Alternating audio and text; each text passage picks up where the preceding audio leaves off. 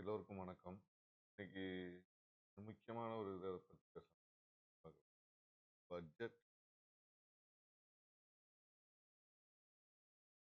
24 இத பத்தி தான் நம்ம பேசணும். என்ன அப்படின்னா, இப்ப நேத்து நீங்க பார்த்துட்டீங்கன்னா, பட்ஜெட் அன்னைக்கு மார்க்கெட்டு ஒரு ஸ்டேபிளா தான் இருந்துச்சு. எப்போ ஒரு ஜர்க் எடுத்துச்சு.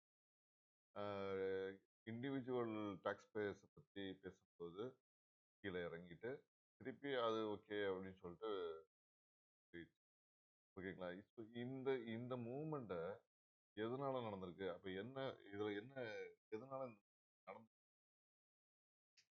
இதுல என்ன தெரிஞ்சுக்கணும்னு நம்ம ஆசைப்படுறோம்னா, இந்த இடத்துல என்ன நடந்திருக்கு அப்படின்னா, பார்த்தீங்கன்னா, பட்ஜெட்டுக்கு என்ன பண்ணியிருக்காங்க அப்படின்னு பாருங்க. இப்போ நிர்மலா சீதாராமன் ஒரு பட்ஜெட் சொல்லிட்டு வராங்க. அப்ப அவங்க என்னெல்லாம் சொல்ல வரணுமோ அத சொல்லணும்ல. அப்ப சொல்லியிருக்கிறது என்னன்னா, எல்லாரும் வெயிட் பண்றாங்க. அது ஒரு செக்டார் வைஸ்ல என்ன நடந்திருக்கு. அவங்க வந்து அக்ரிகல்ச்சர்ல ஒண்ணு சொல்றாங்க. ஆ டிஃபென்ஸ் சொல்றாங்க. இப்படி ஒவ்வொன்னா சொல்லிட்டே வரும்போது, அதோடைய இன்டெப்த் இருக்குல்ல, அத அத பார்த்தோனே நமக்கு வந்து இந்த இடத்துல இவ்வளோ அலோகேஷன், இந்த இடத்துல இவ்வளோ அலோகேஷன் போயிட்டு மார்க்கெட் வந்து பாசிட்டிவா தான் ஓகே இதுல இவ்வளோ அலோகேஷன் இருக்குது. இந்த செக்டர்ல இவ்வளோ அலோகேஷன் இருக்குது. அப்படின்னுங்கும்போது அக்ரில இவ்வளோ 1.23 லேக் போக போகுது. கம்யூனிகேஷன் இவ்வளோ போகுது. ரூரல் டெவலப்மெண்ட்க்கு இவ்வளோ போகுது. இப்போ டெவலப்மெண்ட், டிஃபென்ஸ், ரயில்வே, டிரான்ஸ்போர்ட் இதுக்கெல்லாம் வந்து ஓரளவுக்கு fund போய்க்கிட்டு இருக்கு அப்படிங்கும்போது கொஞ்சம் பாசிட்டிவா தான் மார்க்கெட் மூவ் ஆகிட்டே இருந்துச்சு. மூவ் ஆகிட்டு பட் எப்ப டாக்ஸ் பேயர்ஸ்க்கான அனௌன்ஸ்மெண்ட் கொடுக்குறாங்க, டாக்ஸ் பேயர்ஸ்க்கு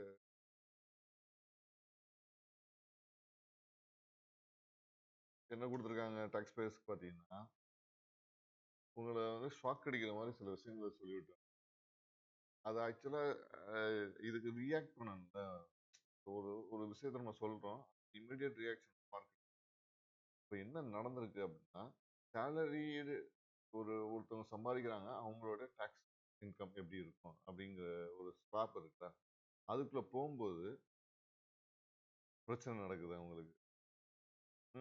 ஸோ இப்போ இந்த டாக்ஸ் ஸ்லாப் பொறுத்தவரையும் என்ன பிரச்சனைலாம் நடக்குது அப்படிங்கிறத பார்ப்போம். ஸோ நீங்க வந்து ஒரு டாக்ஸ் பேயரா இருக்கிறீங்க அப்படின்னா, உங்களுக்கு ரெண்டு ரெஜிம் வச்சிருக்காங்க. ஒன்று வந்து ஓல்டு அண்ட் டாக்ஸ் ரெஜிம். ஓகேங்களா? ஸோ ஓல்டு டாக்ஸ் ரெஜிமை பொறுத்தவரையும் அந்த இதில் உங்களுக்கு எந்த மாற்றமும் பண்ண வேண்டாம். ஆனால் நியூ டாக்ஸ் ரெஜிம்ல என்ன பண்ணியிருக்காங்க அப்படின்னா, சில கெயினை ஏற்றிருக்காங்க. என்ன ஏற்றிருக்காங்க? உங்க நமக்கு நியூ டாக்ஸ் ரெஜிம்ல ஸ்டாண்டர்டா ஒரு டிடக்ஷன் வச்சிருக்காங்க. ஸோ அந்த ஸ்டாண்டர்ட் டிடக்ஷனை 50,000லேருந்து 75,000 மாற்றிருக்காங்க. ஓகேங்களா? இது வந்து முக்கியமானது. ஸோ அதே மாதிரி இந்த அமௌண்ட் இருக்குல்ல, 3,00,000 வரையும் ஒண்ணுமே இல்ல. இல்ல. ஆனா 7,00,000 வரையும் 5% அப்படிங்கிறது. So இதெல்லாம் வந்து ரொம்ப முக்கியமானதா இருக்கு. இந்த 50,000 75,000 இருக்கிற வரையும் மார்க்கெட் ஒண்ணுமே ரியாக்ட் பண்ணல. எப்ப மார்க்கெட்டை பேஸ் பண்ணி ஒண்ணு சொல்றாங்கல்ல, லாங் டேர்ம் கேபிட்டல் கெயின். அத பத்தி பேசுனாங்க. மார்க்கெட் தொடர்ந்து கீழ வந்து. என்ன பேசியிருக்காங்க அதுல? 10% இருந்த கேபிட்டல் கெயின 12.5% மாத்துறாங்க. 1 லேக்கா இருந்த ஸ்லாப வந்து 1.25 லேக்கா மாத்துறாங்க. இதுக்கு 1,4 லட்ச ரூபாய்க்கு மேல இருந்தா மட்டும்தான் உங்களுக்கு வந்து ஸ்லாப்ல வருவீங்க. 12.5% 5% டாக்ஸ்க்குள்ள வருவோம். ஓகேங்களா? அது இல்லாம இன்னொரு பெரிய ஜர்க் போட்டாங்க.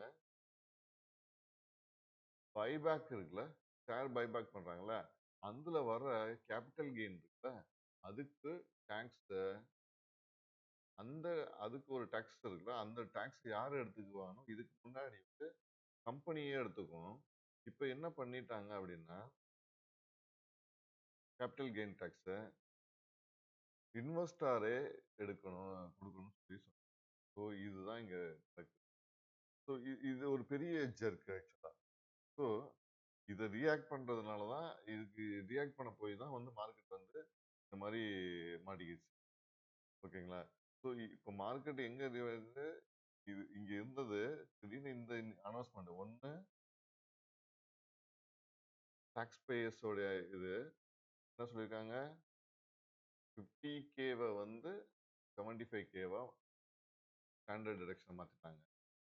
2 என்ன பண்ணியிருக்காங்க, லாங் டேர்ம் கேபிட்டல் கெயின் இருக்குல்ல, லாங் டேர்ம் கேபிட்டல் கெயின் எல்டிசிஜிமாங்க, அதை வந்து 1 லேக்லேருந்து 1.5 லேக்ஸ் வரையும் எக்ஸம்ஷன். டேக்ஸை வந்து 10%லேருந்து 12.5% மாற்றிட்டாங்க.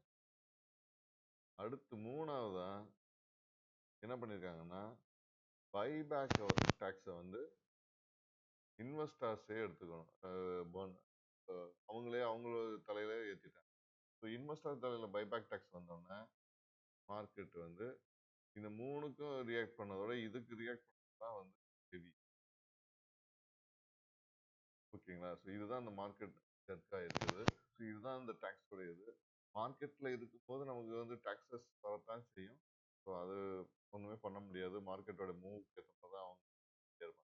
பட் ஓவராலாக பார்க்கும்போது மார்க்கெட் அதுக்கப்புறம் கொஞ்சம் ரெக்கவர் ஆகிட்டு மேலே வந்துச்சு. மார்க்கெட்டை பார்த்தீங்கன்னா கீழே இறங்கின வேகத்தில் திருப்பி வந்து ஓகே இது மார்க்கெட்னா அப்படிதான் சொல்லிட்டு மேலே ஏறி இந்த இந்த மார்க்கெட்டை வந்து ப்ரிடிக்ட் பண்ணுறதுல அன்பிரடிக்டபிள் மார்க்கெட் இது. அதுவும் பட்ஜெட் டீல் நடக்கும்போது ஸோ ரீட்டைல் இன்வெஸ்டர்ஸ் வந்து நிறைய லாஸ் இருந்திருக்கும். ஓகேங்களா? ஸோ அவங்க வந்து மார்க்கெட் மேலே போகணும்னு நினச்சிட்டு ஸ்டாப் லாஸ் போட்டிருப்பாங்க. எல்லாரும் ஸ்டாப் லாஸ் கிட்ட இருக்கு வாய்ப்பு. அப்புறம் திருப்பி கீழே தான் போகும் சொல்லிட்டு இங்கே அடிச்சிருக்காங்கன்னா மேலே ஸ்டாப் லாஸ். இந்த இந்த மாதிரி அன்சர்டனாக ஒரு விஷயம் நடக்குது மார்க்கெட்டில். அதுதான் இது பார்க்க பேசணும் அப்படி சொல்லுவோம். எதுக்காக இது நடந்துச்சுன்னு அப்படின்னு ஒரு சொல்லிட்டு நான் வந்து செபி ரிஜிஸ்டர் அட்வைசர் கிடையாது. ஸோ இதெல்லாமே ஒரு இன்ஃபர்மேஷனுக்காக நம்ம எஜுகேஷன் தான். இந்த வீடியோ உங்களுக்கு பிடிச்சிருந்தா லைக் பண்ணுங்கள், கமெண்ட் பண்ணுங்கள், மறந்துடாமல் சப்ஸ்கிரைப் பண்ணுங்கள், ஷேர் பண்ணுங்கள், சப்ஸ்கிரைப் பண்ணுங்கள். ஸோ நன்றி, வணக்கம். மீண்டும் அடுத்த வீடியோவில் சந்திப்போம்.